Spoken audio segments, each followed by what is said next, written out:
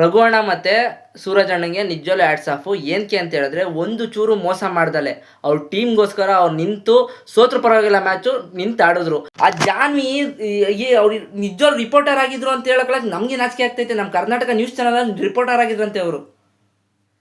ಅಲ್ಲಿ ಸುದ್ದಿ ವಿಚಾರ ತೆಗಿಬೇಕಾಗಿತ್ತಾ? ಅದು ನಿಜವಾಗ್ಲೂ ಹೇಳ್ತೀನಿ, ಅದು ಇದರಲ್ಲೇ ಹೊಡಿತಾರೆ, ಕೈಯಲ್ಲಿ ಹೊಡಿತಾವಳೆ. ರಾಶಿಕಾ ಕೈಯಲ್ಲಿ ಹೊಡೆದ್ಲಂತೆ. ನಿಮ್ಗೆ ಏನಾರ ಕಾಣಿಸ್ತಾ ಗಾಯ್ಸ್ ರಾಶಿಕಾ ಕೈಯಲ್ಲಿ ಹೊಡೆದಿದ್ದು?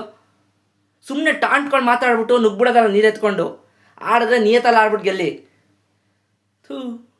ನಿಮಗೂ ಹಿಂಗೆ ಅನಿಸಿರುತ್ತೆ ಗಾಯ್ಸ್, ನಿಜವಾಗ್ಲೂ ಹೇಳ್ತೀನಿ, ನಿಮಗೂ ಹಿಂಗೆ ಅನಿಸಿರುತ್ತೆ. ಹೇಳ್ದಲೇ ಸುಮ್ಮನೆ ಇರ್ತೀರ ಅಷ್ಟೇ ನೀವು. ನಾನು ಹೇಳ್ತಾ ಇದ್ದೀನಿ, ನಿಮ್ಮ ಪರವಾಗಿ ನಾನು ಹೇಳ್ತಾ ಇದ್ದೀನಿ ಅಷ್ಟೇ.